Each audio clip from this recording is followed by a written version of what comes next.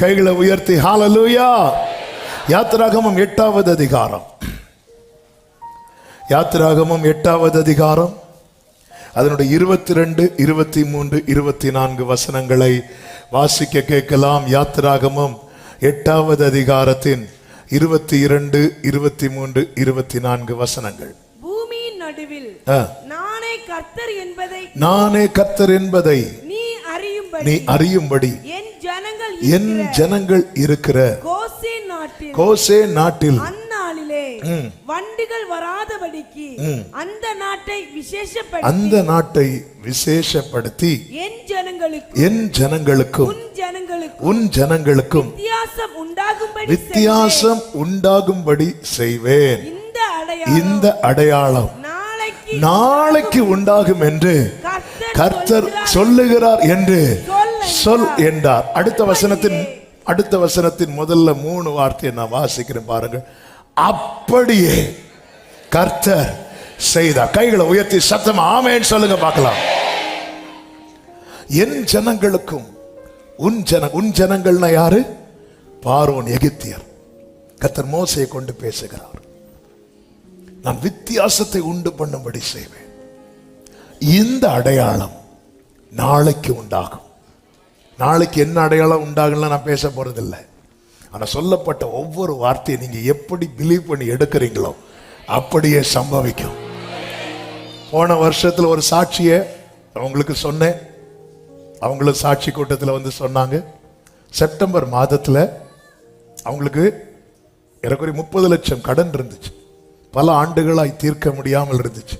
September மாதத்துல ஆராதனை வேளையில நெகேமியா 52 நாளைக்குள்ள அலங்கத்தை கட்டி முடித்தான் என்ற வார்த்தை வந்தபோது அவங்களுக்கு இந்த 52ங்கிற வேர்டு ரேமாவாக வந்தது. உடனே பிடிச்சிட்டாங்க. பிடிச்சு அதை வச்சு ஜோமன் ஆண்டவர் 52 நாள் கரெக்டா அண்டில் இருந்து 52வது நாளில 30 லட்ச கடத்தை தீர்க்கும்படிக்கு கர்த்தர் கிருபை செய்தார். நான் எதுக்கு இதை சொல்றேன் தெரியுமா? வேர்ட் பை வேர்ட்ல எவ்ரி வேர்ட்ல எனக்கான ரேமா இருக்கு அப்படின்னு பார்க்கிறவர்கள் அதை நிச்சயமாய் சுதந்தரிப்பார்கள். எனவே நான் வசனத்தை எடுத்து உங்களுக்கு முன்பாக வைத்துக் கொண்டே இருப்பேன். நீங்க அதை எப்படி பிலீவ் பண்ணி அக்செப்ட் பண்றீங்களோ அது உங்க வாழ்க்கையில நிறைவேறுவதை நீங்கள் காண்பீர்கள். இஸ்ரவேல் எகிப்திலே இருக்கிறார்கள். எகிப்திலே கர்த்தர் வாதைகளை அனுப்ப ஆரம்பிக்கிறார். நமக்கு தெரியும். முதலாவது தண்ணீர் இரத்தமாய் மாறுகிறது. அதன் பிறகு ஒவ்வொரு பிரச்சனையாய் வருகிறது. இந்த சம்பவத்துக்கு முன்பாக நடந்த வாதைகள் வரைக்கும் தண்ணீராகட்டும், தண்ணீர் இரத்தமாய் மாறினது, தவளை, பேன்கள், இதுல பாதிக்கப்பட்டது எகிப்தியர் மட்டுமல்ல, இஸ்ரவேலரும். எகிப்தில கர்த்தர் அனுப்பின வாதைகள்ல இந்த முதல் பகுதியில இஸ்ரவேலரும் பாதிக்கப்பட்டார்கள். காமனா இப்ப கொரோனா வந்துச்சு, யாரெல்லாம் பாதிக்கப்பட்டாங்க? எல்லாரும் அதே போலதான். ஆனால் ஒரு கட்டம் வரைக்கும் தான் கர்த்தர் அப்படி விட்டார். அதன் பிறகு கர்த்தர் என்ன செய்கிறார் என்றால் வித்தியாசப்படுத்த ஆரம்பிக்கிறார். பிரியமான கர்த்தருடைய பிள்ளைகளே, நீங்க கர்த்தருடையவர்கள், நீங்கள் அவருடையவர்கள். அவருக்கென்று உங்களை அர்ப்பணித்து அவரை ஏற்றுக்கொண்டு அவருக்காய் நிற்கிறவர்கள்.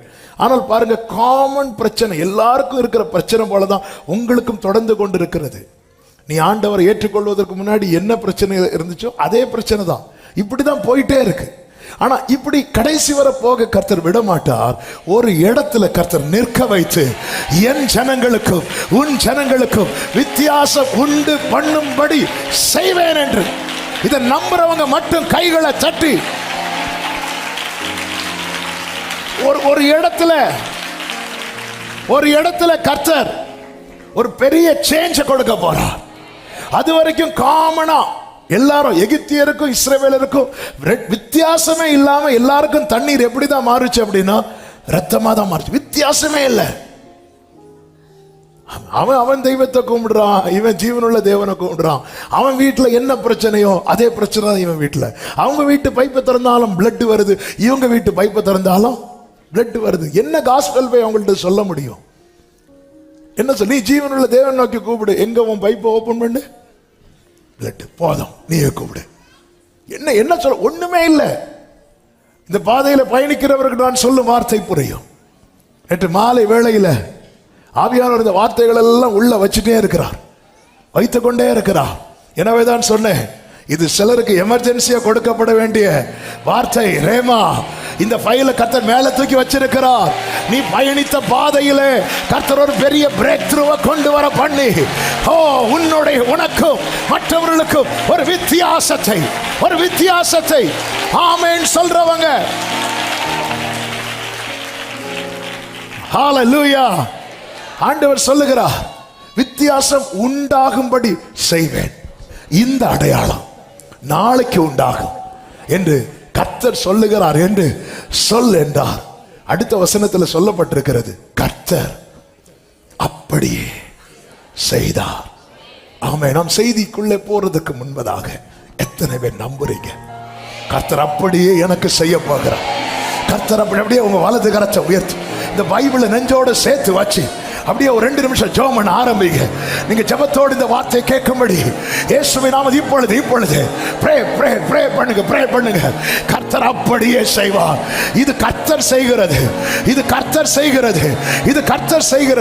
கர்த்தர் விசேஷப்படுத்தி வித்தியாசத்தை உண்டாக்க போகிறார். எப்படி வித்தியாசம் தெரியுமா?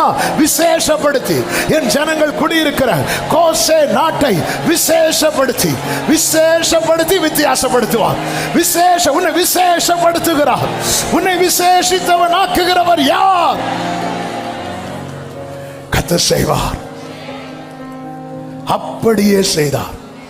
ஆண்டவர் சொல்லுகிறார், என் ஜனங்கள், ஆமென், 22வது வசனம், இருக்கிற கோசே நாட்டை, அந்த நாட்டை விசேஷப்படுத்தி, என் ஜனங்கள் இருக்கிற இடத்தை விசேஷப்படுத்தி. பிரியமானவர்களே, இயேசு ஜனங்களை பார்த்து கேட்டார், வனாந்திரத்திலே எதை பார்க்க போனீர்கள் அப்படின்னு கேட்டார். வனாந்திரத்தில் நீங்க எதை பார்க்க போனீர்கள்? வனாந்திரத்தில் பார்க்கும்படி ஏதாவது இருந்துச்சா? ஒண்ணும் கிடையாது. ஆனா எல்லாரும் படையெடுத்து வனாந்திரத்துக்கு வராங்க. ஏன் தெரியுமா? அங்கே அவருக்காய் காத்திருந்த யோவான் ஸ்நானன் இருந்தான். விசேஷப்படுத்தினார். ஆண்டவர் விசேஷப்படுத்துவார். அவருடைய ஜனங்கள் சில இடத்துல கொண்டு வைப்பார். அந்த வைக்கிற இடம் யாரும் இருக்கக்கூடாத இடம், யாரும் இருக்க முடியாத இடம். அத்தனை இடத்தையும் ஆண்டவர் அந்த இடத்தை விசேஷப்படுத்துகிறார். அந்த இடத்துக்கு விசேஷம் இல்ல, இவர்கள் இருக்கிறதுனால அந்த இடத்தை கர்த்தர் விசேஷப்படுத்துகிறார். ஹalleluya. தேவ பிள்ளைகள், நீங்கள் ஆண்டவர் உங்களை சில இடத்துல வைத்திருப்பார் பாருங்க. அங்க வந்து ஒரு பேருக்கு கூட ஒரு வண்டி வராது, அங்க கரண்ட் கூட இருக்காது. ஆனா ஆண்டவர் வந்து அந்த இடத்தை விசேஷப்படுத்துவார் பாருங்க. அதுக்கப்புறம் எல்லாரும் அத உதிக்கிற உன் ஒளியின் இடத்துல தேவன் வித்தியாசப்படுத்துறது எப்படி தெரியுமா? விசேஷப்படுத்தி வித்தியாசப்படுத்துவார். எல்லாரும் நாசரேத்திலிருந்து நன்மை வருமா? இதுதான் கேள்வி. வந்து பாரு, இப்படி சொல்ல போறாங்க. நாசரேத்திலிருந்து நன்மை வருமா? நாசரேத்தின் நன்மையை என்ன வந்து பார்க்க சொல்லல, வந்து பார். என் ஜனங்கள் இருக்கிற, நீங்க எந்த சூழ்நிலையில இருந்து புலம்புறீங்களோ அதை விசேஷப்படுத்த என் தேவனால கூடும். ஹalleluya, ஹalleluya, ஆமென். பல எக்ஸாம்பிளுக்கு நம்ம ஊர்லயே நிறைய சொல்லலாங்க. ஃபாதர் இருக்கிற ஜெபத்தோட்டம் இருக்குல்ல, அந்த ஏரியாவில் நீங்க பார்த்தீங்கன்னா அது மட்டும்தான் நல்லா இருக்கும். அந்த இடத்தை ஆண்டவர் காட்டி அங்க இருந்து இருந்து இருந்து இருந்து உண்மையிலே இப்போ அது ஒரு உண்மையில அருமையான தோட்டம் ஆயிட்டு. எப்போ அங்க மீட்டிங் நடந்துட்டே இருக்கும். அதே போல நாலுமாவடி இருக்குல்ல, நாலுமாவடி அது ஒரு ஊரு, அது அங்க அர்த்தம். இப்போ அங்க ட்ரெயினே போகுது. நான் எதுக்கு இதை சொல்றேன் தெரியுமா? கர்த்தர் ஒரு இடத்தை காண்பித்து, அதுவும் ஊர்ல அந்த எண்டுல போய் ஒரு தேவ மனுஷனை உட்கார வச்சு ஜெபம் பண்ண வச்சு, யாருக்காவது தெரியுமா? ஆமா, நமக்கு 4 மாடி தான் தெரியும், 4 மாடி தெரியாது. நான் எதுக்கு இதை சொல்றேன்னா, ஆண்டவருடைய வேலை வரும் தெரியுமா?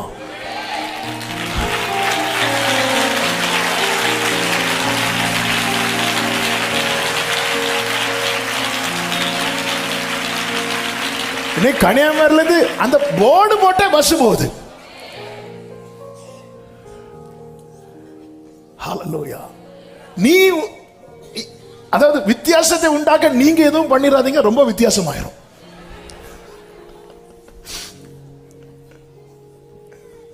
நீங்கள் அமர்ந்திருந்து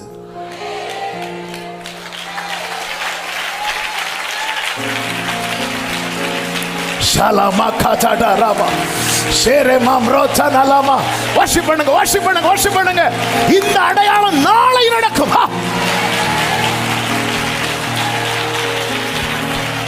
ஷேரே மக்களோரோ தோனோ ரிபா மகாராபா சானலாரா ஹன்சரே மாம்ரோச்சனரா ஷேரே மாம்ரா. அபிஷேகம் பண்றவங்க அந்நிய பாஷையில வர்ஷிப் பண்ணுங்க.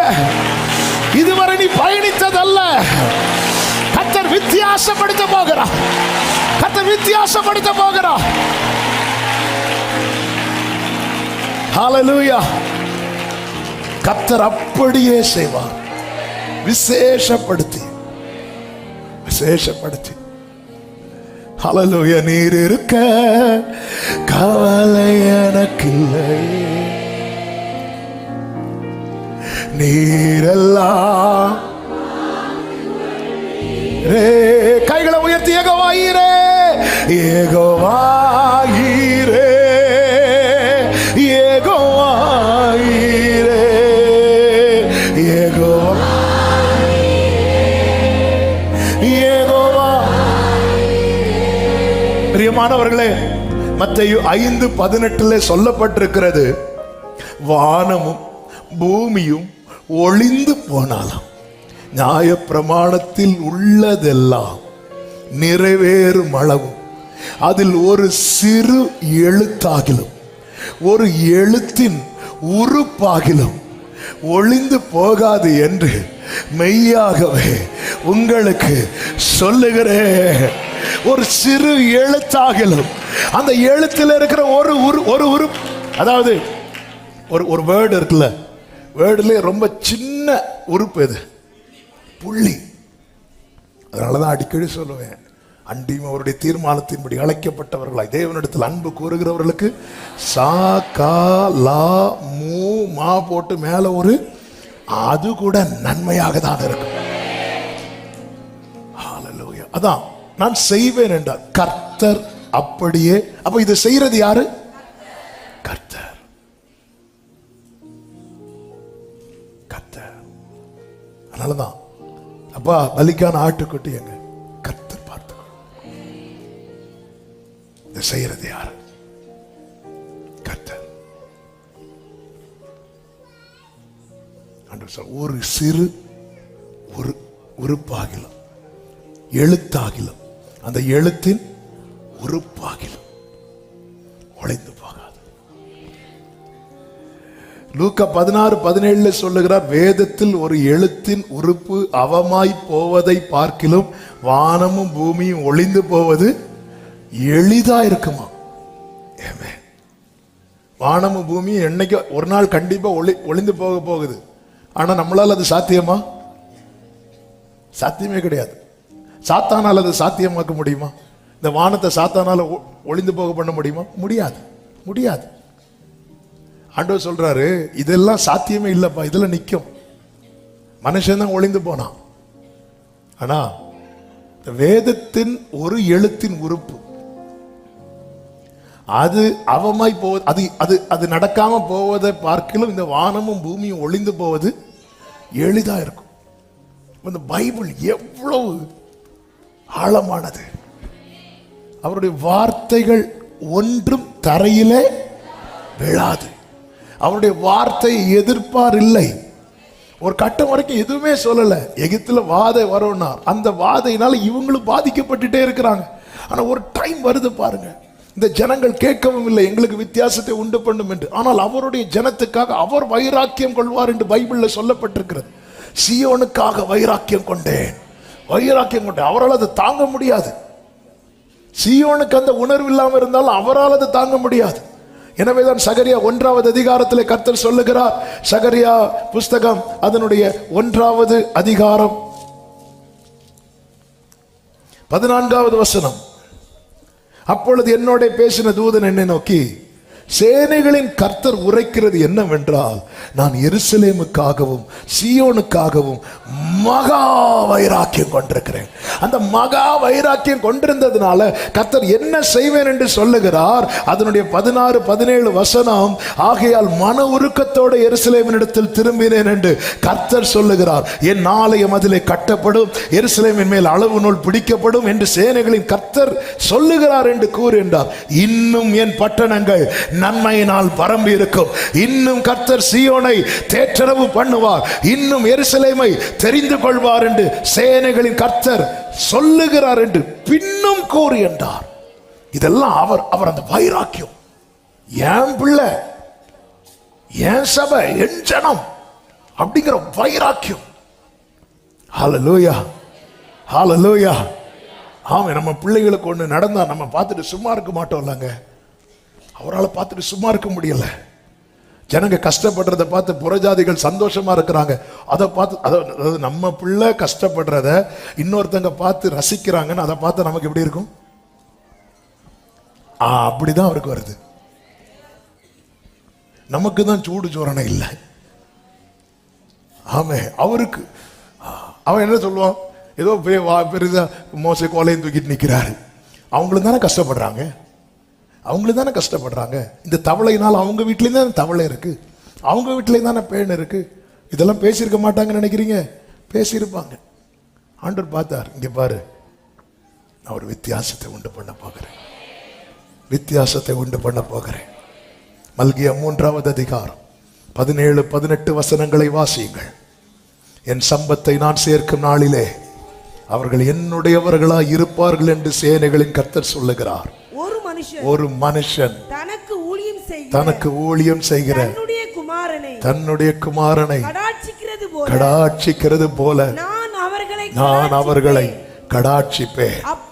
அப்பொழுது நீங்கள் நீதிமானுக்கும் துன்மார்க்கனுக்கும் தேவனுக்கு ஊழியம் செய்கிறவனுக்கும் செய்யாதவனுக்கும் இருக்கிற வித்தியாசத்தை திரும்பவும் காண்பீர்கள். ஒரு டைம் கர்த்தர் வைத்திருக்கிறார். அவருடைய சம்பத்தை சேர்க்கும் நாள் என்று ஒரு நாளை குறித்திருக்கிறார். அந்த நாளிலே கர்த்தர் வித்தியாசத்தை நிச்சயமாக, இது சொல்றதுக்கு காரணம் என்னவென்றால், ஜனங்கள் இதை புரியாமல் புலம்ப ஆரம்பித்தார்கள்.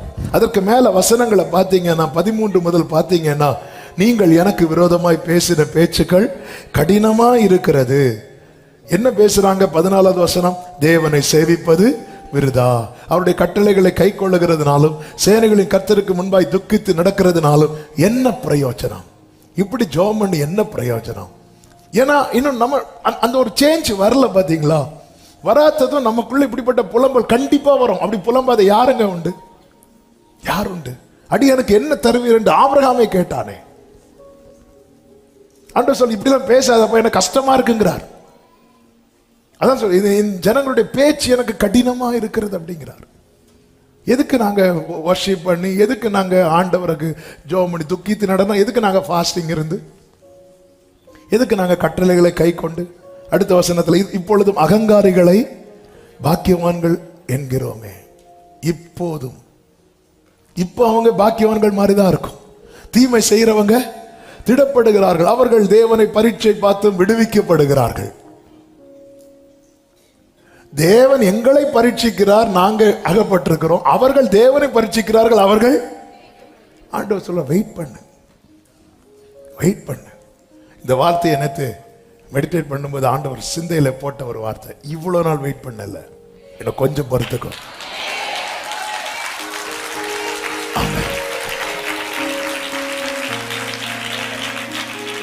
இவ்வளவு நாள் வெயிட் பண்ணல, எனக்கு கொஞ்சம் பொறுத்துக்கோ. A day will come. அப்பொழுது நீதிமானுக்கும் துன்மார்க்கனுக்கும் கர்த்தருக்கு ஊழியம் செய்கிறவனுக்கும் ஊழியம் செய்யாதவனுக்கும் அவருடைய ஜனத்துக்கும் மற்றவர்களுக்கும் உள்ள வித்தியாசம் காண்பிக்கப்படும். கைகளை தட்டி ஆமென் சொல்லுங்க பார்க்கலாம். தேவனை ஆராதிக்கிறவர்களுக்கும் தேவன் அல்லாதவைகளை ஆராதிக்கிறவர்களுக்கும் தேவன் வித்தியாசத்தை காண்பிப்பேன் என்று சொல்லி இருக்கிறார். ஏசாயா 65, 13, 14 ஆதலால் கர்த்தராகி ஆண்டவர் சொல்லுகிறார், இதோ என் ஊழியக்காரர் புசிப்பார்கள், நீங்களோ பசியாயிருப்பீர்கள். இதோ என் ஊழியக்காரர் குடிப்பார்கள், நீங்களோ தாகமாயிருப்பீர்கள். இதோ என் ஊழியக்காரர் சந்தோஷப்படுவார்கள், நீங்களோ வெட்கப்படுவீர்கள். இதோ என் ஊழியக்காரர் மன மகிழ்ச்சியினால் கம்பீரிப்பார்கள், நீங்களோ மன நோவினால் அலறி ஆவியின் முறிவினாலே புலம்புவீர்கள். ஏன் இப்படி டிஃபரன்ஷியேட் பண்றார் தெரியுமா? இது அப்படியே மாறி இப்போ நடந்துட்டு இருக்கு. அதான் விஷயம். இதோ அப்படின்னா இதெல்லாம் மாத்த போறார். அதான் புலம்பலுக்கு பதிலாக முச்சடிக்கு பதிலாக, ஏன்னா இப்போ உள்ள சிச்சுவேஷன் இப்படி போயிட்டு இருக்கு. அதான் ஆண்டவர் கூப்பிட்டு சொல்றார். எனவேதான் தேவன் தருகிற வார்த்தையில என்ன இருக்கும் தெரியுமா? நாளை குறித்த நம்பிக்கை இருக்கும். ஹல்லேலூயா. நாளை குறித்த நம்பிக்கை தேவன் தருகிற வார்த்தையில் மட்டும்தான் இருக்கும். ஆண்டவர் சொல்றார், இங்க பாரு, இது நான் உனக்கு தந்த வார்த்தையில ஒரு ஒரு ஒரு உறுப்பு அவமாய் போவதை விட இந்த வானமும் பூமியும் ஒளிந்து போறது ரொம்ப லேஸ். ஹல்லேலூயா. மோசே கோவத்துல தூக்கி போட்டு கல்லை உடைச்சாரு. ஹல்லேலூயா. உடைச்சாரு, தூக்கி போட்டு உடைச்சாரு. ஆண்டவர் திரும்ப 2 கல்லை எடுத்துட்டு வானார். அந்த கல்லை என்ன எழுதினார் தெரியுமா?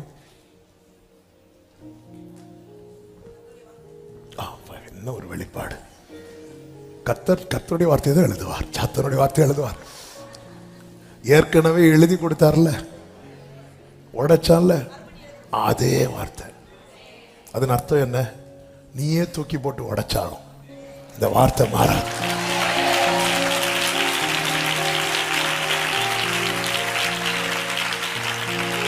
சொப்பனம் எப்படி நிறைவேறும் என்பதை பார்ப்போம் என்று சொல்லி யோசேப்புக்கு விரோதமாய் ஒரு திட்டம் போட்டாங்கல்ல, அந்த திட்டம் சொப்பனம் நிறைவேறுவதற்கு ஏதுவாய் மாறினது போல உங்கள் வாழ்க்கையிலே இன்று நீங்கள் சந்திக்கிற அனைத்துமே, ஆமென் சொல்லுங்க பார்க்கலாம். 3 வார்த்தைகள். ஏன் 3 ஃபர்ஸ்டே சொல்லிடுறேன்னா 3 சொல்ல முடியுமான்னு தெரியல. அதனால 3 வார்த்தைகளை வச்சுதான் ஆண்டவர் காட்டித்த. 1 பக்கத்தில் இரு, 2 பாதத்தில் இரு, 3 பலி செலுத்தி கொண்டே இரு. ஆமென். 3 சொல்லுங்க பார்க்கலாம். பக்கத்தில் இரு, பாதத்தில் இரு, பலி செலுத்தி கொண்டே இரு. இந்த 3 காரியத்தை ஒரு தேவ பிள்ளை கவனிக்கணும். என் ஜனம் இருக்கிற கோசே நாட்டை, இந்த கோசேனை குறித்து நாம் ஏற்கனவே ஒரு சண்டே செய்தியில சொல்லி இருக்கிறேன். அது ரொம்ப டீட்டெயிலா சொல்ல விரும்பவில்லை. ஆனால் அந்த வார்த்தையை இன்னைக்கு செய்தியில வருகிறதுனால அதை டச் பண்ணிட்டு போக விரும்புகிறேன். யோசேப்பு எகிப்தில் அதிபதியா இருக்கிறான். இப்ப யாக்கோபை அழைத்து வர சொல்லும் போது யோசேப்பு சொல்லும் வார்த்தை ஆதியாகமம் 45வது அதிகாரம் அதனுடைய 10வது வசனத்திலே சொல்லப்பட்டிருக்கிறது. ஆதியாகமம் 45:10. நீரும் உம்முடைய பிள்ளைகளும் அவர்களுடைய பிள்ளைகளும் உம்முடைய ஆடு மாடுகளோடும் உமக்கு உண்டாயிருக்கிற யாவற்றோடும் கோசே நாட்டில் வாசம் பண்ணிய சமீபத்தில் இருக்கலாம். கோசேன் என்றாலே டிரா நியர் என்ற அர்த்தம். பக்கத்தில் இரு, பக்கத்துல வா, பக்கத்துல இரு. கோசேன் அப்படிங்கிற வார்த்தையினுடைய அர்த்தமே பக்கத்தில் இரு.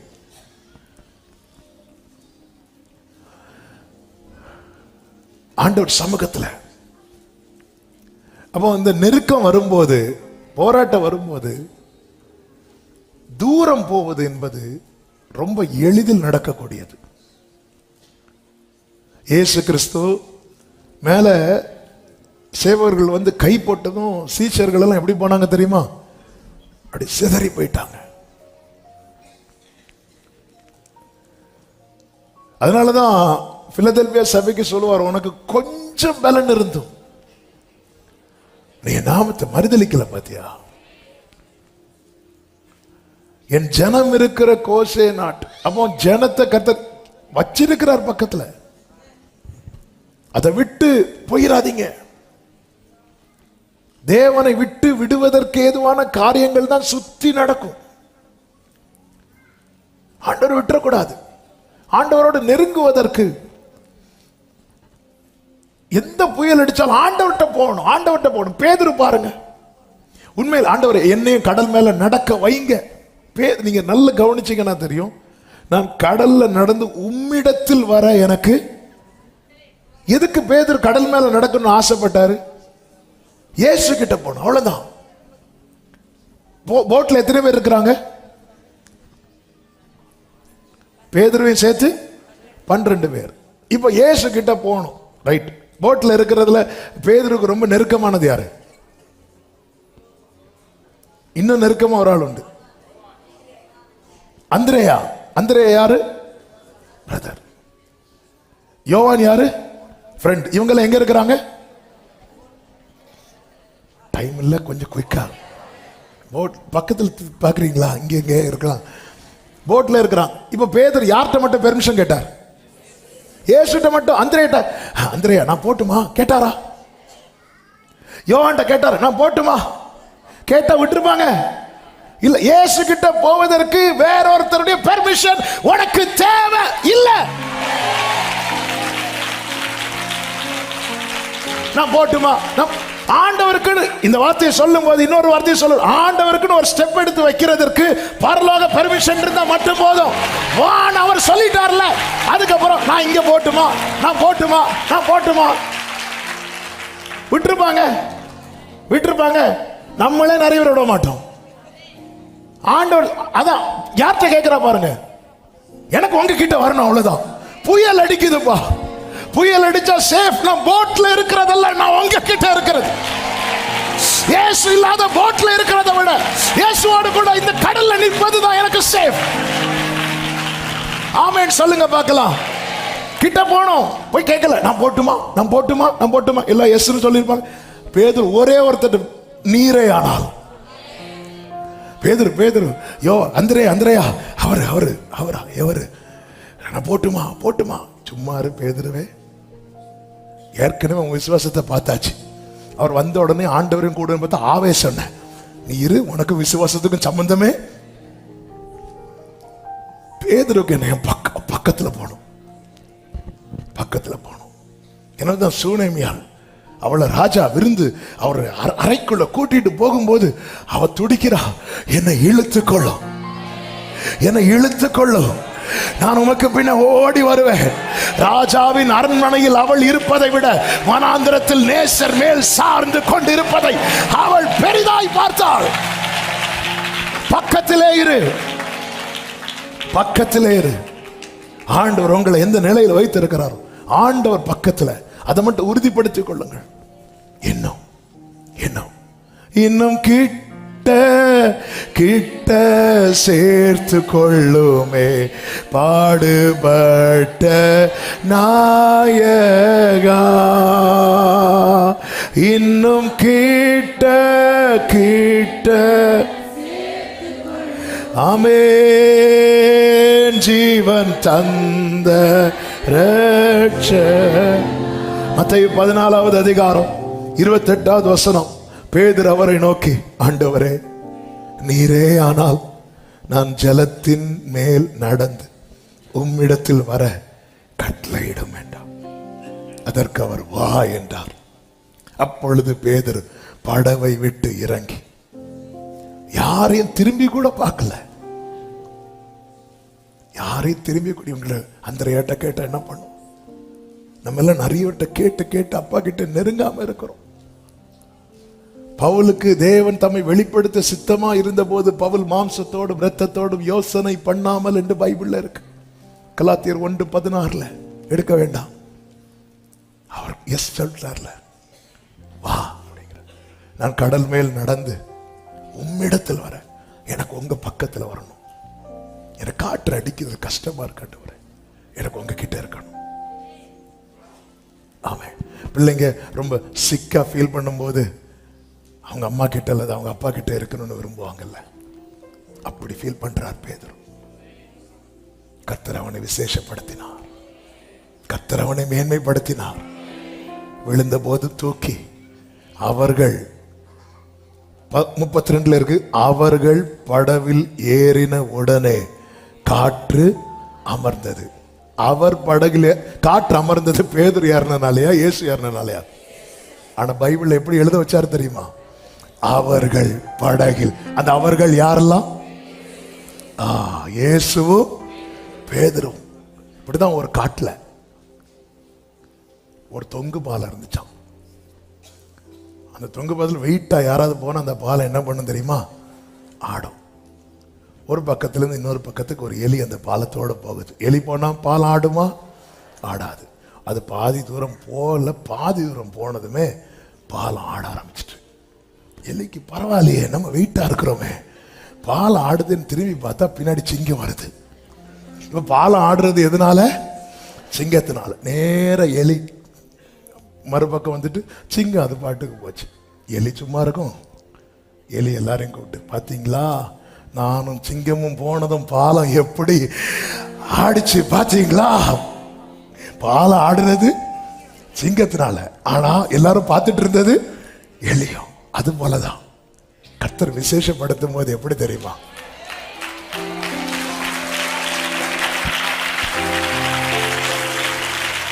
இந்த 12 பேர்ல பேதுருவே, நீ தானே என்கிட்ட வரணும்னு விரும்புன. இப்ப பேதுருவே வா, என் காலு பட்டா மட்டும் இல்ல, உன் கால் படும்போது இந்த காற்று அமருவதை மற்ற 16 பேரையும் கர்த்தர் இப்படிதான் விசேஷப்படுத்துவார். கர்த்தர் இப்படிதான் விசேஷப்படுத்துவார்.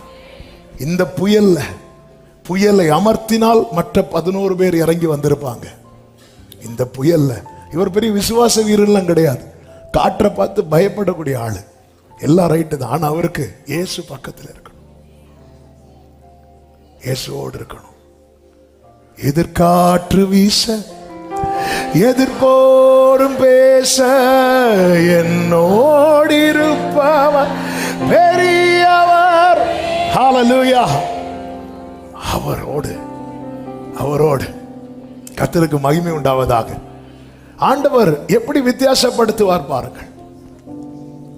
சங்கீதம் 68:1 என்ன சொல்லப்பட்டிருக்கிறது?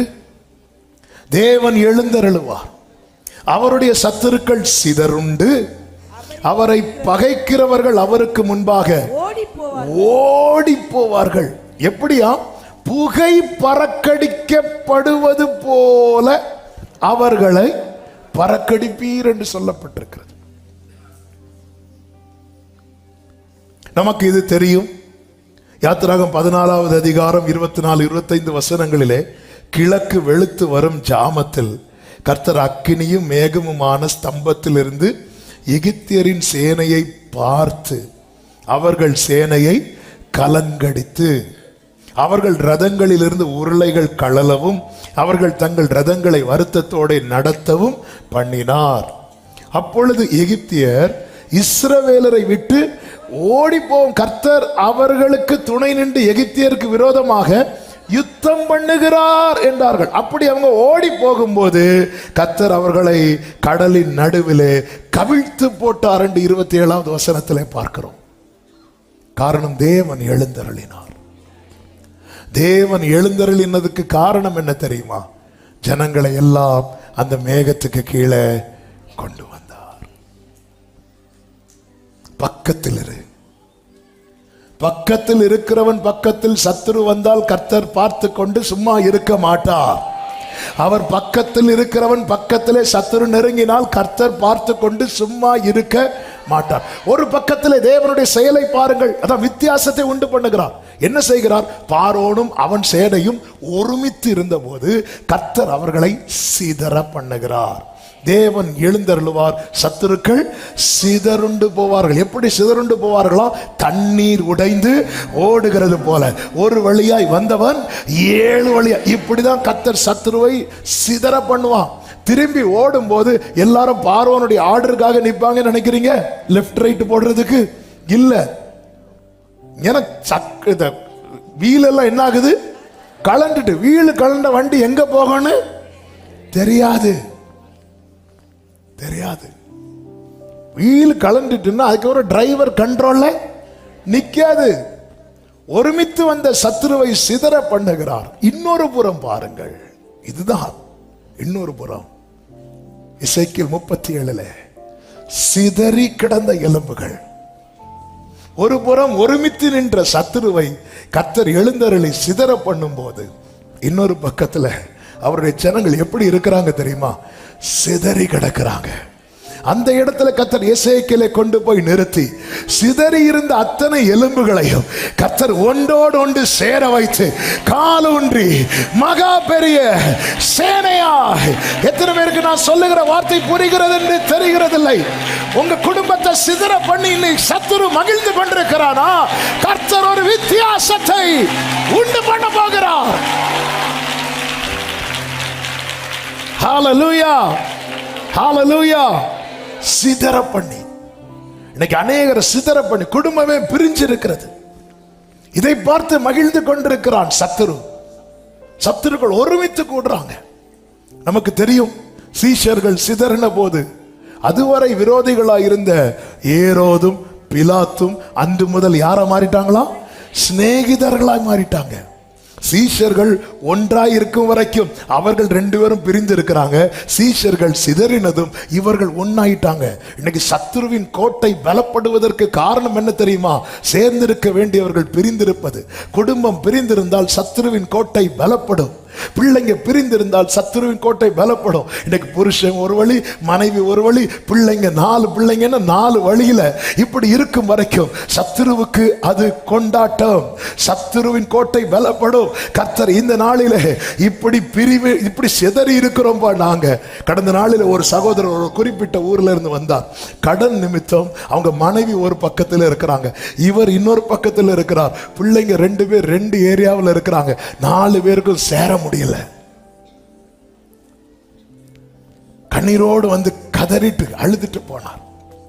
இப்படி எத்தனை பேர் குடும்பத்தை எத்தனை காரியங்களை வைத்து சத்துரு சிதற பண்ணி இருக்கிறான் தெரியுமா?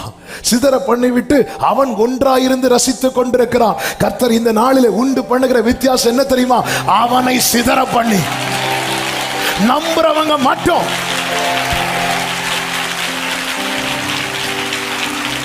சிதறி இருக்கிற உன்னுடையவர்களை கர்த்தர் ஒன்றாய் சேர்த்து glory glory கர்த்தர் அந்த காற்றை அனுப்புகிறார்.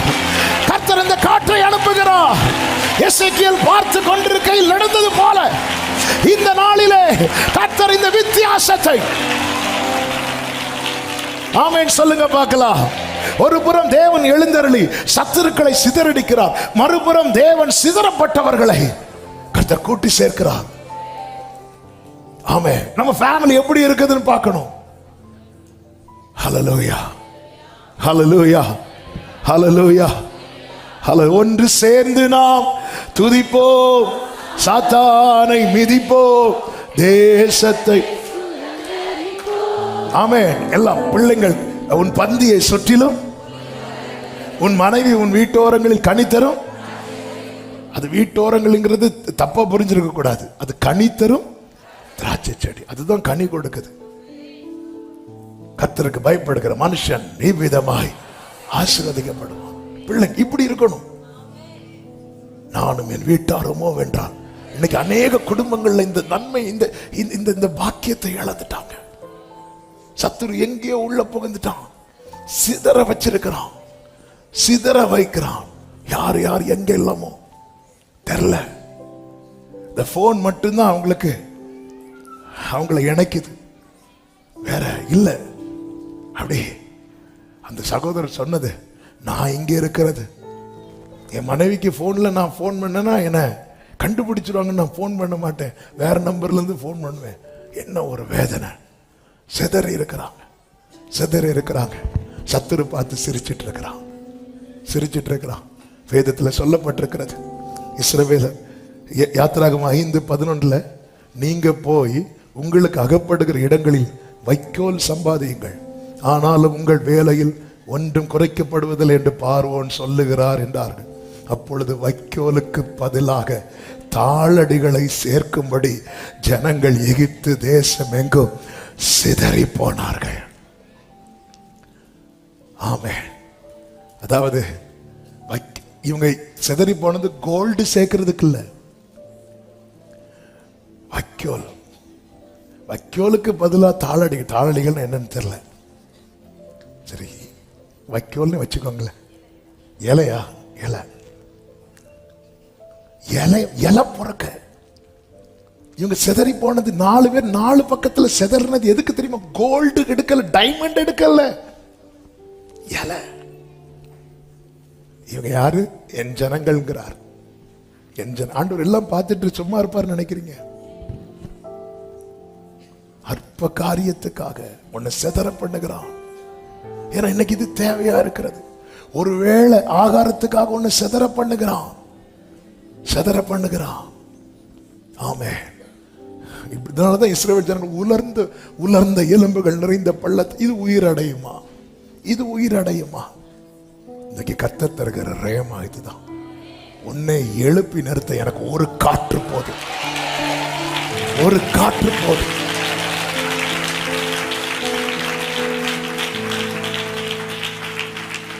உன்னை இந்த நிலைமைக்கு ஆளாக்குன பார்வோனை அவன் சேனையும் கர்த்தர் எழுந்தருளி அவனை சிதற பண்ணுவான்.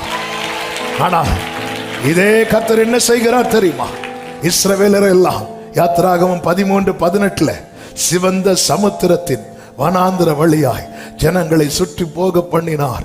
இஸ்ரவேல் புத்திரர் எகிப்து தேசத்திலிருந்து அணி அணியாய், எல்லாரும் சொல்லுங்க பார்க்கலாம், அணி அணியாய், நல்ல கைகளை தட்டி அணி அணியாய் புறப்பட்டு போனார்கள். இலைக்காக ஆடு மாடுக்கு இலை கொடுக்கணும், இலை கொடுத்தாதான் அது பால் கொடுக்கும், அது வேலை செய்யும். அதுக்காக இலை பொறுக்கிறதுக்காக, விறகு பொறுக்கிறதுக்காக சிதறி போனாங்க.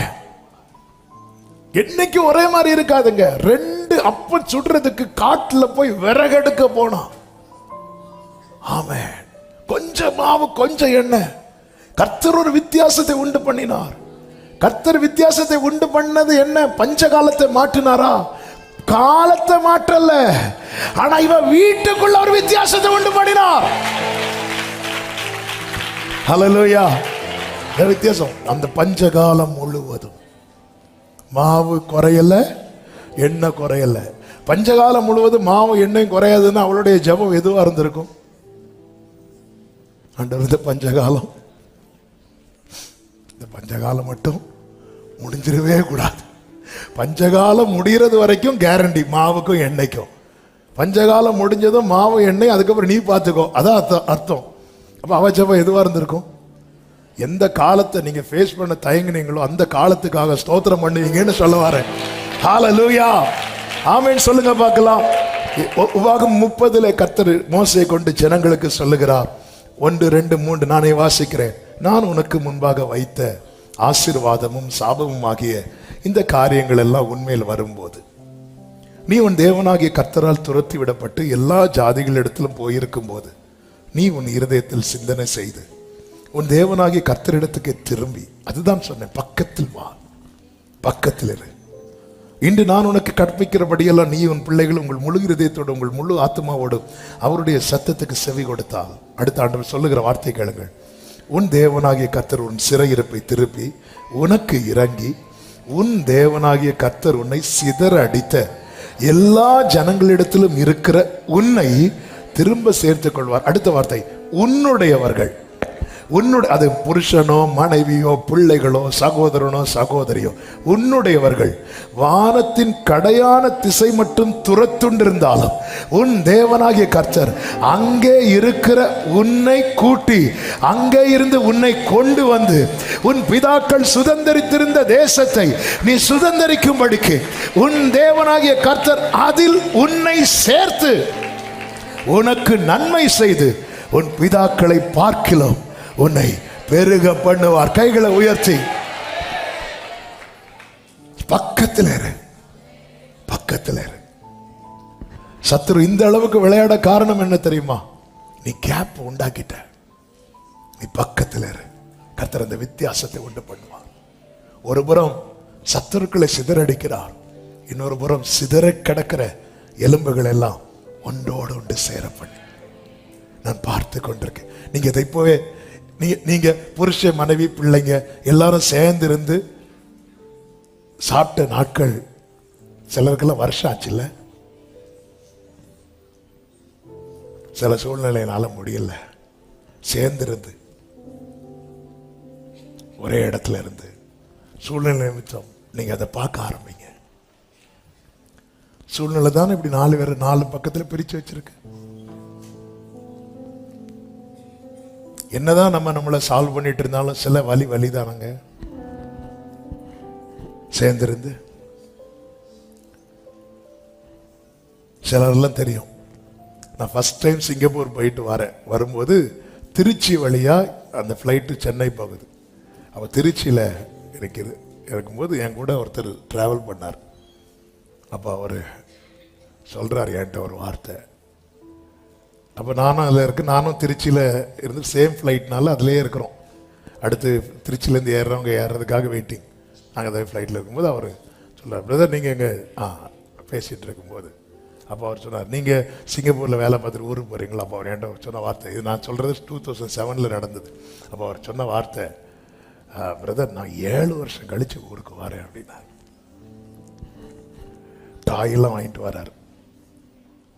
அதாவது குழந்தை பிள்ளை வளர்ந்துருக்கும், பொம்மை இதெல்லாம் வாங்கிட்டு வர 7 வருஷம் கழிச்சு ஊருக்கு வரேன் அப்படின்னாரு.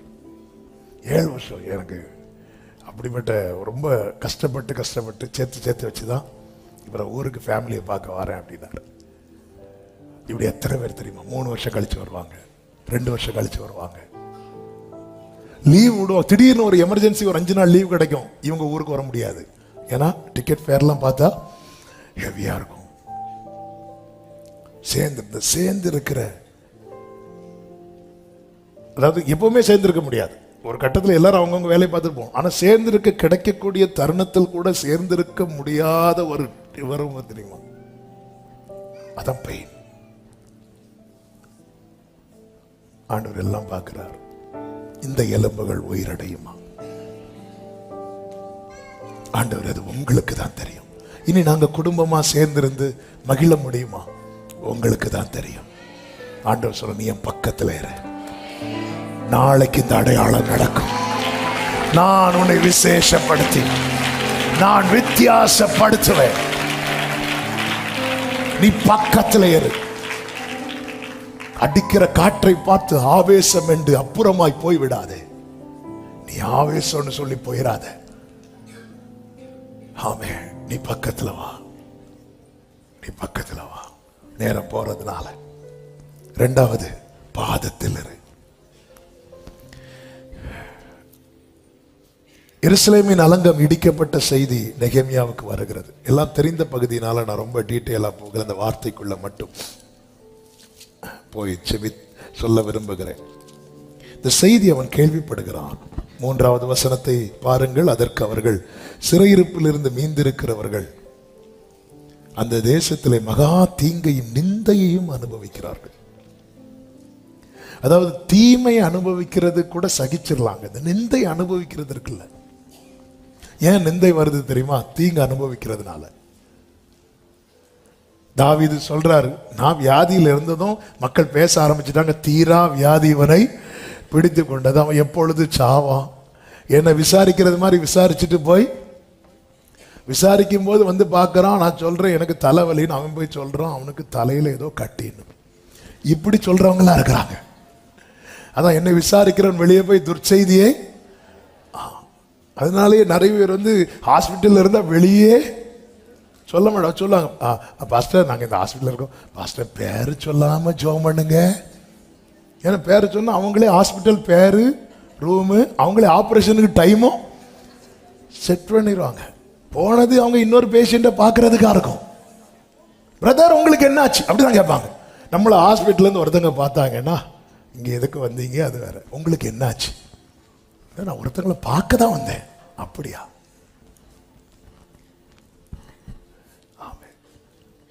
நேரம் நிந்தை தீங்கு. அவன் எவ்வளவு கஷ்டப்படுறான் பாரு. அவன் அப்படி பண்ணிருப்பான் நிந்தை. உனக்கு இதுவும் வேணும். இதை கேட்டதும் நெகேமியாவுக்கு வேலையே உட்கார வேலை கிடையாது. அவன் யாரு தெரியுமா? பந்தி பரிமாறுகிறவன். ராஜாவுக்கு திராட்சரசம் பரிமாறுறான். அப்போ அவனுக்கு என்ன வேலை கிடையாது? உட்கார வேலை கிடையாது. ஆனா உட்கார்ந்தான் இருக்கு. 3வது வசனத்தில் 4வது வசனத்துல இந்த வார்த்தைகளை கேட்டபோது நான் உட்கார்ந்து, அவ்வளவுதான். இல்லை என்னாலலாம் உட்கார முடியாதுன்னா விட்டுரு. நிந்தையும் தீங்கும் உன் வாழ்க்கையில தொடர நீ இடம் கொடுக்கிறேன்னு அர்த்தம். ஆனா உட்கார்ந்துரு. இல்லை நான் பார்க்கிற வேலை அப்படிப்பட்ட வேலை, என்ன வேலை இருந்தா என்ன? அந்த நிந்தை உன் காதில் இந்த செய்தி வருது, நீ எல்லாம் உத்தரவாதம் எடுக்க வேண்டும்.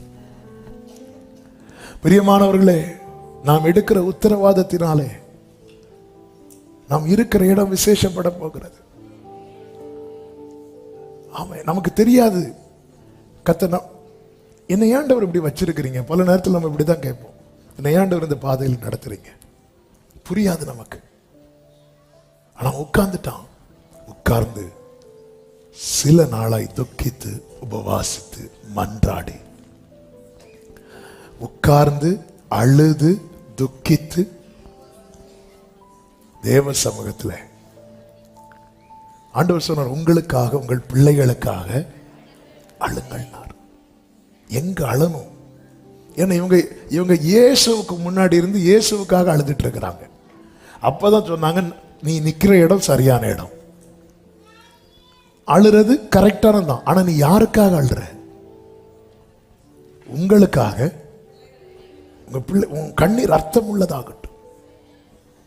உன் கண்ணீர் அர்த்தம் உள்ள உட்கார்ந்து அழுது ஆண்டவர் நோக்கி ஜெபிக்கிறான். பக்கத்திலே இரு, விலகிறாத, பாதத்தில் இரு. சமூகத்தில் இருந்து சில காரியங்களுக்காக உபவாசிக்க ஆண்டவர் ஏவினா உபவாசிச்சிடணும். ஜெபிக்க ஏவினா உட்கார்ந்துடணும். எந்த வேலையா இருந்தாலும் மாட்டி வைத்து நம்ம சாக்கு போக்கு சொல்லி எனக்கெல்லாம் ஜெபிக்க முடியல. இல்ல, சில காரியம், ஏன்னா அலங்கம் இடிஞ்சாச்சு. அலங்கம் இடிஞ்சதுனால இந்த எது உள்ள வரக்கூடாதோ எல்லாமே உள்ள வந்துட்டு. அதாவது நம்ம சில காரியம் எது நடக்கக்கூடாதுன்னு நினைக்கிறோமோ அது நடக்கும்போது இருக்கிற வலி இருக்கு தெரியுமா? அதுதான் யோபு சொல்லுகிறார், நான் பயந்த காரியம் எனக்கு, நான் எது அவர் வந்து சகோதரர்கள் எல்லாம் விருந்து உண்ணும் போது இவர் பலி செலுத்துவார். ஏன்னா பிள்ளைங்க தப்பு பண்ணிடக்கூடாது, பிள்ளைங்க என்ஜாய் பண்ணிட்டு இருக்கும்போது அதுல எதுவும் தப்பா நடந்துடக்கூடாது அப்படின்னு சொல்லி பலி செலுத்துறவர் தான் யார் தெரியுமா? யோபு.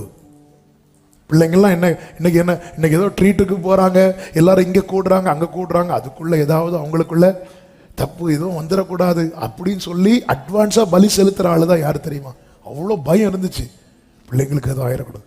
திடீர்னு செய்தி வரதும் போய் உக்காந்துட்டார் சாம்பல்ல. சொல்றேன், நான் பயந்த காரியம் எனக்கு நேரிட்டது அப்படின்னு. இந்த நேரத்துல தான் அவர் தேவ பிள்ளை அவர் சமூகத்தில் அமர பழகணும். சில நாட்கள் சில காரியங்களுக்காக உடனே ஜெபித்தா பதில் வராது. தானியேல் கூட பாருங்க, 9வது அதிகாரத்துல எடுக்க வேண்டாம், ஜெபிக்கும் போதே பதில் வருது. 10வது அதிகாரத்துல ஜெபித்து 21வது நாள் தான் என்ன வருது? பதில் வருது. மோசே கூட பாருங்க, சிவந்த சமுத்திரத்துக்கு ஏற கை நீட்டினதும் கடல் ஓபன் ஆகுது. ஆனா அமலேக்கியரோடு யுத்தம் பண்ணும்போது கையை ரொம்ப நேரம் உயர்த்தி வச்சுட்டே இருக்கிறாரு. சில காரியங்களுக்கு தேவன் அப்படித்தான் செட் பண்ணி வைத்திருப்பார். காரணம், வான மண்டலத்திலே நடக்கிற போராட்டங்கள், யுத்தங்கள், இதெல்லாம் நமக்கு தெரியாது. அதுதான் தானியேல்கிட்ட சொன்னார், நீ மனதை செலுத்தின நாள் முதலே உன் வேண்டுதல் கேட்கப்பட்டது. அந்த பெர்ஷிய அதிபதி என்னோட 21 நாள் போராடினான் அப்படின்ட்டு வழி மறிக்கிறான். அப்ப அந்த இடத்துல ஆண்டவரோட யுத்தம் வந்து, அதாவது ஒரு தூதனை வந்து பதிலுக்காக அனுப்பும் போது அந்த தூதன் பதில் மட்டும் தான் கொடுக்கணும், யுத்தம் பண்ணக்கூடாது. இது ஆண்டவருடைய நியமம். அதனாலதான் மீகாவேல் வர்றதுக்காக வெயிட் பண்ணிட்டு இருந்தான். தானியேலுக்கு பதில் கொண்டு வந்த தூதன். அவரால் போராடுற சத்ரு அடிக்க முடியும். ஆனால் தூதர்களுக்கு டியூட்டி என்ன அப்படின்னா, அவங்களா எதுவுமே செய்யக்கூடாது. அவங்களா எதுவும் சொன்னதை செய்யணும், இறக்கப்பட்டு மாத்தி அதெல்லாம் கூடாது. எனவேதான் தாவீது ஒரு தப்பு பண்ணுவார். தாவீது ஜனங்களை லெக்கம் பார்க்க ஆரம்பித்ததும் அங்க பார்த்த தூதன் ஒரு உருவின பட்டயத்தோட நிற்பான். அதை தூதனை கொடுக்க கட்டல. உடனே தாவீது, பரவாயில்ல, அவர் என்ன வெட்டட்டும் அப்படி சொல்லிட்டு போகல. தாவீது உடனே எப்படி ஜெபம் பண்ணுவார் தெரியுமா? கர்த்தருடைய கையில் விழுவேனாக அப்படிங்கிறாரு. ஆண்டவர் எதாவது அடிக்கணும்னா நீங்க அடிங்கிறாரு.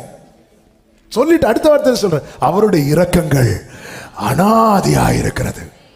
ஏன்னா இவனுக்கு இறங்க தெரியாது, இவனுக்கு இறக்க தான் தெரியும். கத்தி எடுத்துட்டாருன்னா வெட்டு. எனவேதான் இந்த தலைப்பிள்ளை சங்காரம் நடக்கிற சங்கார தூதன் வரும்போது எதுக்கு ஆட்டுக்குட்டியை அடிச்சு ரத்தத்தை பூசணும்? அவனுக்கு டியூட்டி என்ன? வீட்டில் இருக்கிற பிள்ளைய அடிக்கணும். அந்த டியூட்டி இந்த வீட்டில் வந்தா, இந்த வீட்டில் ஆல்ரெடி முதற் பலன் அடிக்கப்பட்டு விட்டது. அதனுடைய அடையாளமாக ரத்தம் பூசப்பட்டு விட்டது. நமக்காக அடிக்கப்பட்ட முதற் பலன் தான் நம்ம ஆண்டவராகிய இயேசு கிறிஸ்து. ஹல்லேலூயா. தூதர்களுக்கு வேலை தான் பணிவிடை ஆவிகள். கர்த்தருடைய சொற்படி செய்கிற அவருடைய பணிவிடை ஆவிகள் சொன்னது அப்படியே செய்யணும். அங்க இறங்கணும்.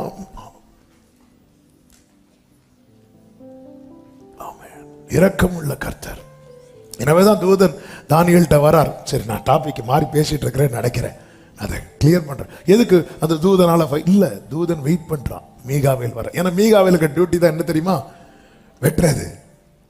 ஸோ மீகாவேல் எனக்கு சப்போர்ட் பண்ணான்னு அந்த அதிகாரத்தில் நம்மளால பார்க்க முடியும். கர்த்தருக்கு மாத்திரம் மகிமை உண்டாவதாக. அப்போ தேவ பிள்ளைகளை சில காரியங்களுக்காக உட்கார்ந்து ஜெபிக்கணும், சோர்ந்து போகக்கூடாது. அதனாலதான் சோர்ந்து போகாம ஜெபிக்கிறதுக்கும் கர்த்தர் ஒரு உவமையை சொல்லுவார். சொல்லியிருக்கிறார்ல, லூக்கா சுவிசேஷம் 18வது அதிகாரம். இந்த இடத்துல நடந்தது என்ன தெரியுமா?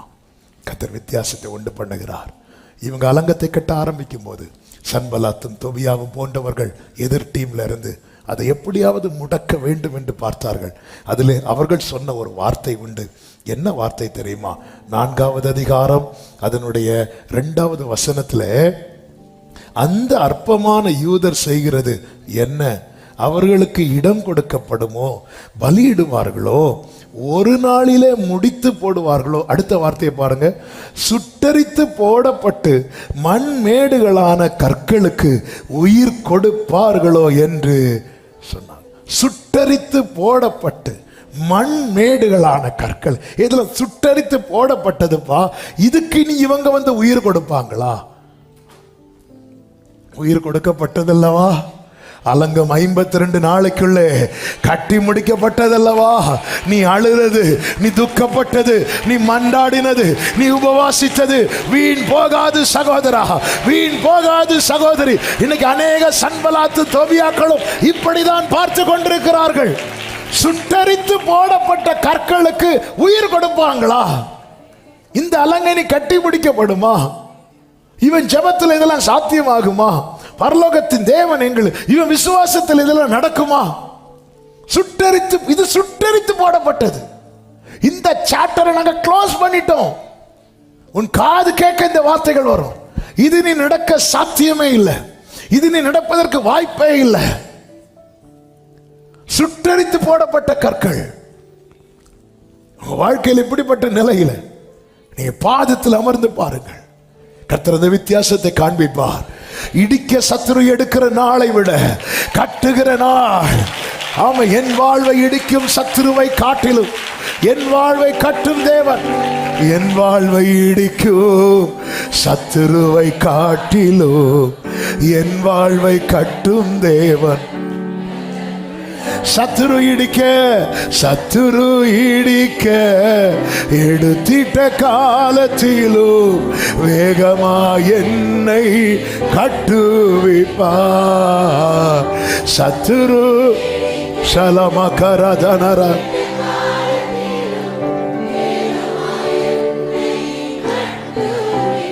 சுட்டரித்து போடப்பட்டது என்று சன்பலாத்து சொல்லும் போது அவன் கூட சேர்ந்து நீ இசைப்பாட்டு பாடாத. ஆமா, அது சுட்டரித்து போடப்பட்டதுதான், இனி இது வாய்ப்பு அப்படி சொல்லிராத. அவன் சொல்லி கொண்டுதான் இருப்பான். ஆனா உன் கண்களை ஏறெடுத்து பார். நீ எங்கே அமர்ந்திருக்கிறாய்? தேவை, அது நல்ல பங்கு. ஆண்டவர் சமூகத்தில் அழணுமா? சமூகத்தில் போய் உட்கார்ந்து அழுங்க. எந்த மனுஷன் முன்னாடியும் அழாதீங்க. தன் முகம் ராஜாவுக்கு முன்பாய் வாடலாய் இருக்கக்கூடாதுன்னு ட்ரை பண்ணா, ஆனா வாடலா வந்துட்டு. கர்த்தர் சிலருக்கு முன்னாடி நம்ம முகத்தை அப்படிதான் வைப்பார். அப்படி வைக்கிறதுனால நமக்கு தயவு கிடைக்கும். அதுக்காக எல்லாருக்கும் முன்னாடி போயிருந்துட்டு அப்படி இருக்காதீங்க, அடிதான் கிடைக்கும். ஆமென். உள்ளம் அப்படி குமுறுது. இத்தனைக்கு ஜோம் பண்ணிட்டு தான் வராரு. சில நேரத்தில் பாருங்க, ஜோம் பண்ணிட்டு வந்தாலும் நமக்கு உள்ளம் என்ன பண்ணிட்டு இருக்குன்னு தெரியுமா? அழுதுட்டே இருக்கும். அன்னாள் சில காரியத்துக்காக ஜோம் பண்ணிட்டு வந்ததும் நம்முடைய அன்னாள் அதன் பிறகு துக்கமுகமாய் சில காரியத்துக்காக எவ்வளோ ஜெபம் பண்ணதுக்கு அப்புறம் உள்ள அழுதுட்டு தான் இருக்கும். அந்த அழுகையினால உங்களுக்கு தயவு கிடைக்கும். ஆமேன்னு சொல்லுங்க பார்க்கலாம். ஆண்டவர், நான் இவ்வளோ ஜெபம் பண்ணதுக்கு அப்புறம் இன்னும் நான் அழுதுட்டு தானே இருக்கிறேன். கர்த்தர் சொல்லுகிற வார்த்தையை கேளுங்கள். அதனால உங்களுக்கு ராஜாவின் தயை கிடைக்கும். நல்ல கைகளை தட்டி. மூன்றாவது, பலி செலுத்தி கொண்டிரு. பலி செலுத்தி கொண்டு நேரம் போறதுனால குயிக்கா நான் சொல்லி முடிக்கிறேன். நமக்கு தெரியும் எண்ணாகமம் 17வது அதிகாரத்துல அங்கே கர்த்தர் ஒரு வித்தியாசத்தை உண்டு பண்ணுகிறார். என்ன வித்தியாசம் தெரியுமா? ஆரோனுடைய கோலை துளிர்க்க பண்ணி மற்றவர்களுக்கும் ஆரோனுக்கும் கர்த்தர் ஒரு வித்தியாசத்தை உண்டு பண்ணுகிறார். இதை கர்த்தர் செய்வதற்கான காரணம் உண்டு. அந்த காரணம் 16வது அதிகாரத்தில் சொல்லப்பட்டிருக்கிறது. எல்லாரும் மோசேக்கும் ஆரோனுக்கும் விரோதமாய் முறுமுறுக்க ஆரம்பிச்சிருவாங்க. மோசையை கூட விட்டுருவாங்க, ஆரோனெல்லாம் விட மாட்டாங்க. நம்ம எல்லாம் ஆரோன் அவ்வளோ கஷ்டப்பட்டார். அதனாலதான் அவர் கண்டுகுட்டியை செய்ததுக்கு காரணம் என்ன தெரியுமா? ஜனங்களுடைய டார்ச்சர். இந்த ஆரோனை பாருங்க, உண்மையிலே மோசே நேம் தான் வெளியே வந்துட்டே இருக்குது. ஆரோன் பேர்லாம் ரொம்ப அடிபடும். ஆனால் தேவன் அவனை தெரிந்தெடுத்தார். ஆரோனை போல் அழைக்கப்பட்டால் ஒளி என்று பைபிள்ல இருக்கிறது. கர்த்தர் எல்லாவற்றையும், அழைக்கப்பட்டவன் நிந்திக்கப்படுவது, அழைக்கப்பட்டவன் அவமானப்படுத்தப்படுவது, அழைக்கப்பட்டவன் ஒதுக்கப்படுவது எல்லாவற்றையும் பார்த்துவிட்டு கர்த்தர் எப்பவுமே சும்மா இருப்பார் நினைக்காதீங்க. ஒரு நாளை கர்த்தர் அவர்களுக்காக வைத்திருக்கிறார். இங்க என்னாச்சுன்னா, ஏன் இவங்க மட்டும் தான் பலி செலுத்துவாங்களோ, நாங்க செலுத்தக்கூடாதுன்னு கோராக் உட்பட ஒரு கூட்டத்தார் எழும்பிட்டாங்க. இந்த ஆரோன் ஜனங்களுக்காக நிற்கிறான், கர்த்தருடைய சமூகத்தில் நிற்கிறான், அவ்வளோ பலி செலுத்துறான், அவ்வளோ டெடிகேஷனோட நிறைய காரியத்தை செய்யறான். அப்படியே அவனை தட்டி விடுறாங்க. இதனால தேவ கோபம் உண்டு. கர்த்தர் அடித்தார் என்று பைபிள்ல இருக்கு. வாதை எழும்புது, பூமி பிளந்தது, அக்கினி பட்சித்தது, வாதை தொடங்குது. உண்மையிலே ஆரோன் என்ன பண்ணிருக்கலாம் தெரியுமா? இனி இந்த ஜனங்களுக்காக நல்லா ஜெபம் பண்ண வேண்டிய, பல நேரத்தில் பாருங்க நம்ம குடும்பத்துக்காக உத்தரவாதம் எடுத்து ஜெபம் பண்ணுவோம், நம்மளை அப்படியே ஓரம் கட்டுவாங்க பாருங்க, நம்மளை ஒதுக்குவாங்க பாருங்க, நம்மளை அப்படி தனியாவே விட்டுருவாங்க. அந்த நேரத்தில் நமக்கு என்ன தோணும் தெரியுமா? இனி இவங்களுக்காக ஜெபம் பண்ணி இல்ல. இதுதான் கர்த்தர் சொல்லுகிறார், நீ பலி செலுத்துறதை விட்டுறாத. இப்போ ஜனங்களுக்குள்ளே வாதை தொடங்கின போது மோசே ஆரோனை எப்படி பார்க்கிறான்? ஆரோனை பார்த்து சொல்லுகிறார். 16வது அதிகாரம் 46வது வசனத்துல மோசே ஆரோனை நோக்கி, நீ தூப கலசத்தை எடுத்து பலிபீடத்தில் இருக்கிற அக்கினியை அதில் போட்டு. அது அர்த்தம் என்ன தெரியுமா? இதுக்கு முன்னாடி இவர் தான் இதை செஞ்சுட்டே இருந்தார். அந்த டியூட்டியை நீ ஸ்டாப் பண்ணிடாத. உன் ஜெபத்தை நீ விட்டுறாத. உன் புருஷனுக்காக, உன் மனைவிக்காக, பிள்ளைகளுக்காக, உன் குடும்பத்தின் ஆசீர்வாதத்துக்காக, குடும்பத்தின் ரட்சிப்புக்காக, உன் உறவுகளின் ரட்சிப்புக்காக அந்த அக்கினியை போட்டு நீ பண்ணிட்டு இருந்திய ஸ்டாப் பண்ணிராத. உன் ஜெபத்தை தடுக்கிறது மாதிரி பேசுறவங்க வாழ்றது கூட உன் ஜெபத்தினாலதான். ஸ்டாப் பண்ணிராத. நீ போய் பலிபீடத்தில் இருக்கிற அக்கினியை அதில் போட்டு அதன் மேல் தூப வர்க்கம் இட்டு சீக்கிரமாய் சபையினிடத்தில் போய் அவர்களுக்காக பாவ நிவர்த்தி செய். கர்த்தருடைய சந்நிதியிலிருந்து கடும் கோபம் புறப்பட்டது, வாதை தொடங்கிற்று என்றான். உடனே ஆரோன், நான்லாம் இனி போக மாட்டேன்.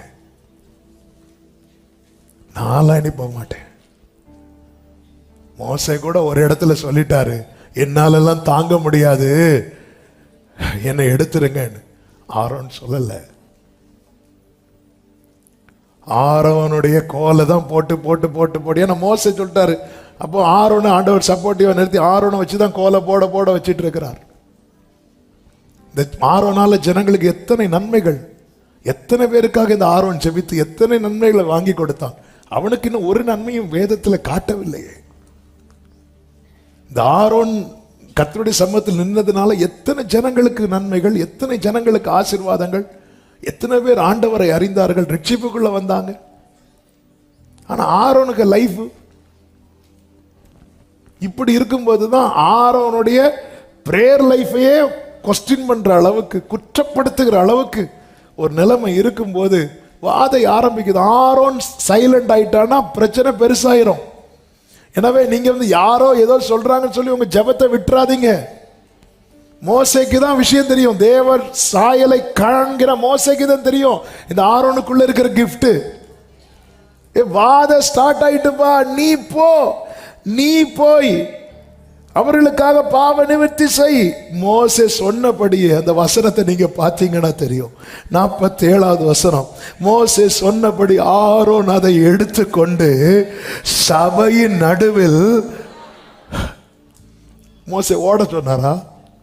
போன்னு சொன்னாரு. ஆரோன் இன்னும் மெதுவா போயிருக்கலாமே, நாளைக்கு பார்த்துக்கலான்னு போயிருக்கலாமே. அவன் உத்தரவாதம் எடுக்கிறான். இவ்வளவு முறுமுறுக்கிறாங்க, இவ்வளவு நிந்திக்கிறாங்க, இவ்வளவு ஒதுக்குறாங்க, அவன் வாயை அடைக்கிறாங்க. ஆனாலும் ஜனங்களுக்காக அவன் உத்தரவாதம் எடுத்த போது வாதையை நிறுத்திட்டாரு. வாதையை நிறுத்திட்டு கர்த்தர் சொல்றாரு, இனி நான் இப்படி சும்மா இருக்க மாட்டேன். எல்லா கோத்திரத்திலிருந்து ஒவ்வொரு கோலை வாங்கு, லேவி கோத்திரத்து கோல்ல ஆரோன்னு பேரை எழுது, நான் வித்தியாசத்தை உண்டு பண்ணும் நாள் வந்து விட்டது. நான் வித்தியாசத்தை உண்டு பண்ணும் நாள் வந்து விட்டது. ஹல்லேலூயா, ஹல்லேலூயா. இதுதான் ஆரம்பத்தில். இவ்வளவு காலம் பொறுத்தாயே. அவன் பலி செலுத்துறதை விட்டுறாத.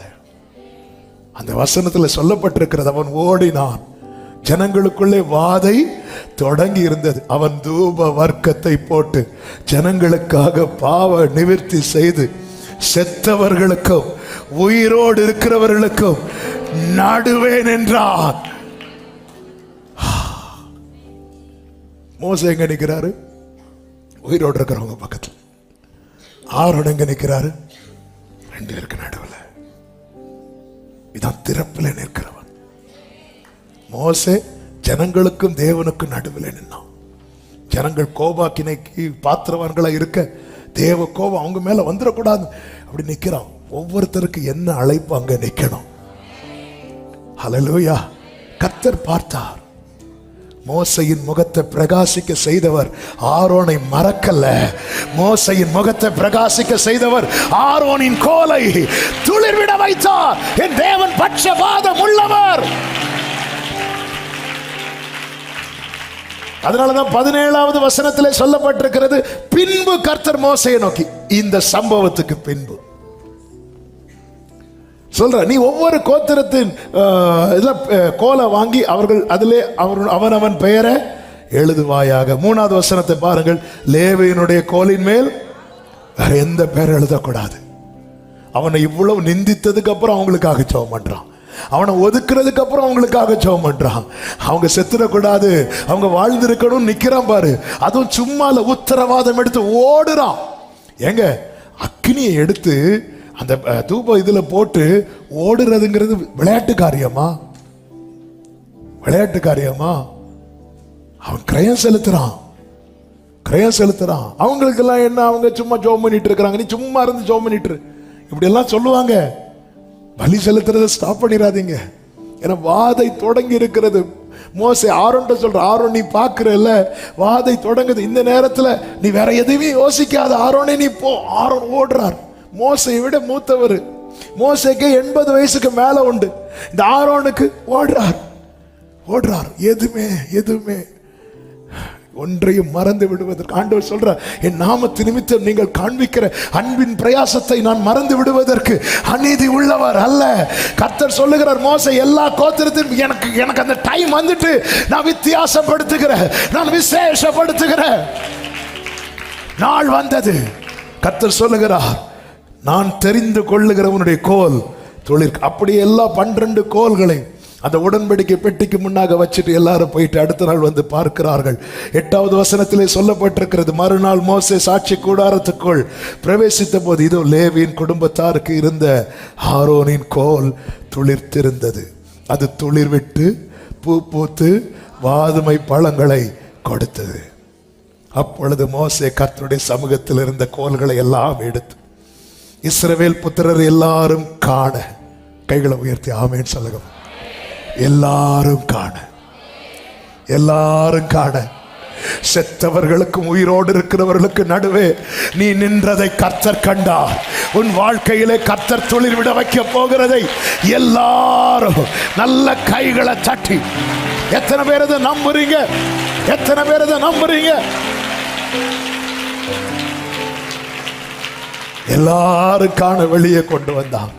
அவர்கள் கண்டு அவரவர் தங்கள் தங்கள் கோல்களை, எல்லாரும் அவங்க கோலை வாங்கும் போது கண்ணு எங்க இருக்கும்னு நினைக்கிறீங்க?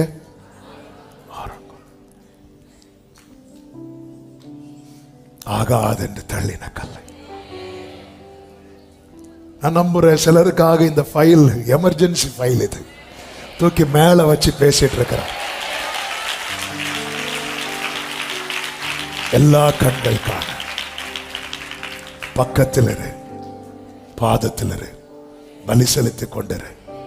வித்தியாசத்தை உண்டு பண்ணுவார். அது எப்படிப்பட்ட வித்தியாசம் தெரியுமா? விசேஷப்படுத்தி விசேஷப்படுத்தி சொல்லிட்டு, இந்த வார்த்தையை சொல்லி செவிக்கிறேன். சொல்லிட்டு என்ன சொல்றா தெரியுமா? இந்த முறுமுறுப்பை ஒளிய பண்ணுவேன். முறுமுறுப்பை.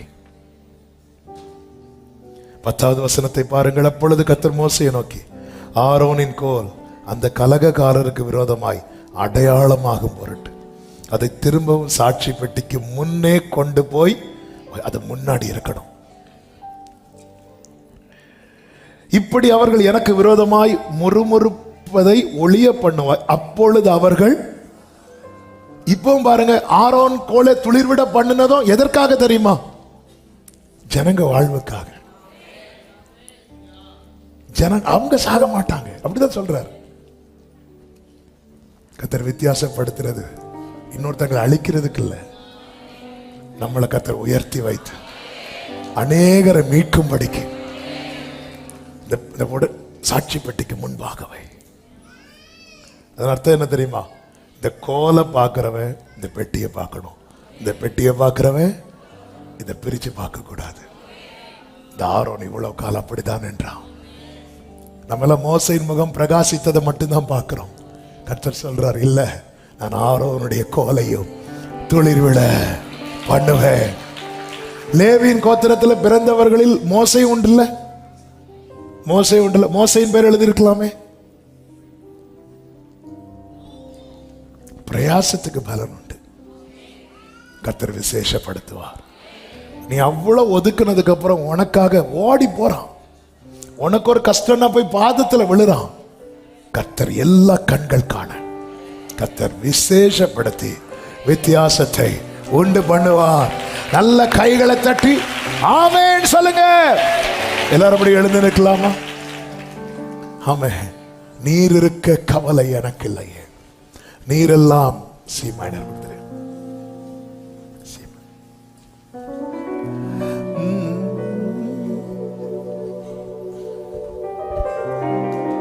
நீர் இருக்க கவலை எனக்கில்லை,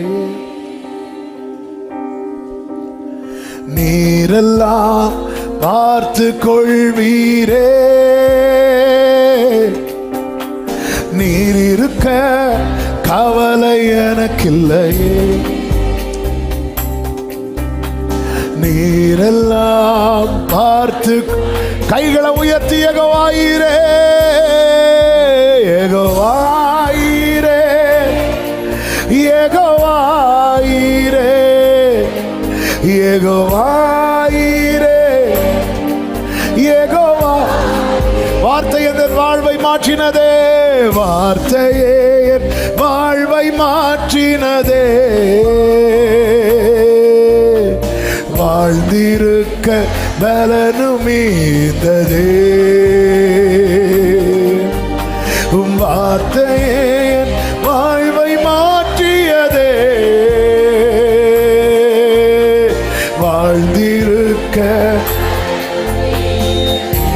நினைப்பதை காட்டிலும், நினைப்பதை காட்டிலும், வேண்டுவதை பார்க்கிலும் அதிகம் தந்து ஆசீர்வதிப்பவரே. யெகோவாயீரே, யெகோவாயீரே, யெகோவாயீரே, யெகோவா, யெகோவாயீரே. துயரத்தால் நான் தொய்ந்து போயிருந்தேன், துணையாய் நீர் வந்ததால் பிழைத்தே, துயரத்தால் நான் தொய்ந்து போயிருந்தே, துணையாய் நீர் வந்ததால் பிழைத்தே, வஸ்திரம் என் மேல் விரித்தீரே, உம்மடையாளம் கொடுத்தீரே, என்ன வந்தாலும் என்னோடு இருப்பீர். மறுபடியும் சொல்லுங்க, வஸ்திரம் என் மேல் விரித்தீரே, வஸ்திரம் என் மேல் உம் அடையாளம் தந்திருக்கிறீங்க, என்ன வந்தாலும் என் கூட இருப்பீங்கப்பா, என்னோடு இருப்பீர். ரெண்டு கைகளை உயர்த்தி கண்களை ஏறெடுத்து சொல்லுவோம், யெகோவா ஈரே, யெகோவா ஈரே, யெகோவா ஈரே. சொல்லுங்க, யெகோவா ஈரே, யெகோவா யெகோவா ஈரே, யெகோவா.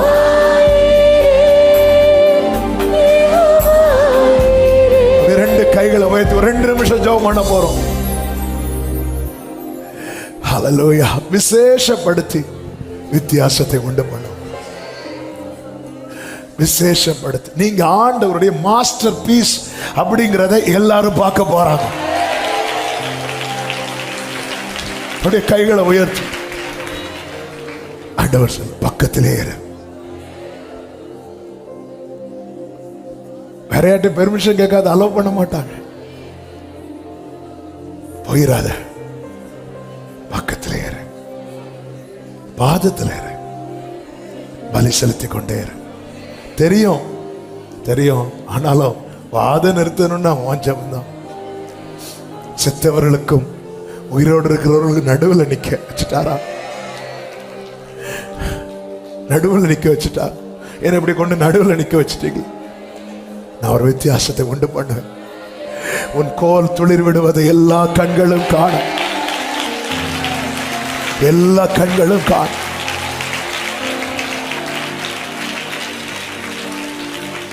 அப்படியே கைகளை உயர்த்தி தகப்பன அந்த வித்தியாசத்தை உடைய பிள்ளைங்க வாழ்க்கையில் நீ செய்ய போகிறதற்காக ஸ்தோத்திரம்.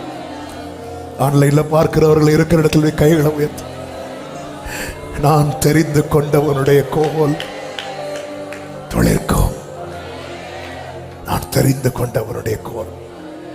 இயேசுவின் நாமத்தில் ஜெபிக்கிறப்பா, நீ தந்த நல்ல வார்த்தைகளுக்காக, தீர்க்க தரிசன வார்த்தைகளுக்காக ஸ்தோத்திரம். நீர் அந்த வித்தியாசத்தை சீக்கிரமாய் உண்டு பண்ண போறீங்க. கர்த்தர் அப்படியே செய்தார், கர்த்தர் அப்படியே செய்வார், கர்த்தர் அப்படியே செய்வார். ஒவ்வொருவரை ஆட்கொள்ளும், கண்மணி போல காத்துக்கொள்ளும். உம்மை விட்டு தூரம் போயிடக்கூடாது.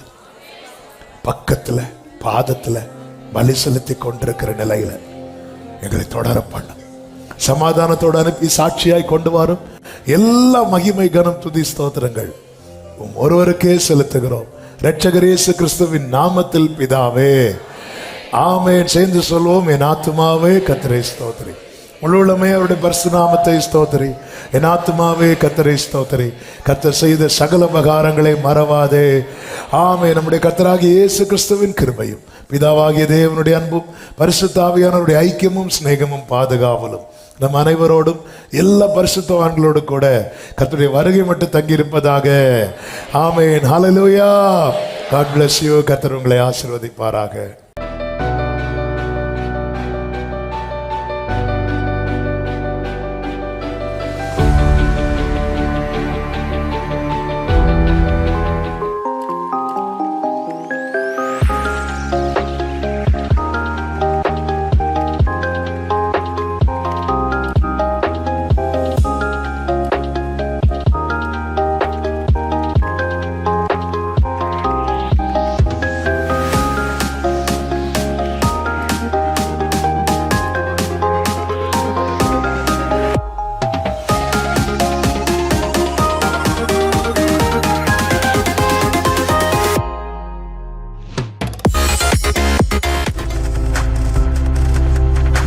பார்த்து கொண்டிருப்பது உங்கள் ஜாய் டிவி. உங்கள் துக்கம் சந்தோஷமாய் மாறும்.